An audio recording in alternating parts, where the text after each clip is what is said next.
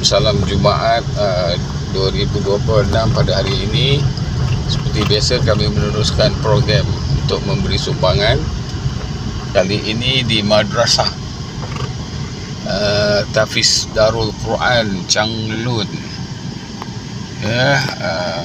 Telah sampai tempat ini. Kita tengoklah apa yang kita boleh beri bantuan, insya-Allah. Alhamdulillah, akhirnya kami dapat juga sampai ke pusat Madrasah Tahfiz Quran Changlun, dan sumbangan kami adalah sedikit, ada tilam sikit lah untuk pelajar di sini dan ini akan disampaikan oleh saudara Azaman kepada Ustaz apa ni? Afandi. Okey, Man, boleh lah. Mama angkat sikit lah, Man. Okey, biasa Ustaz alright. Alhamdulillah, semua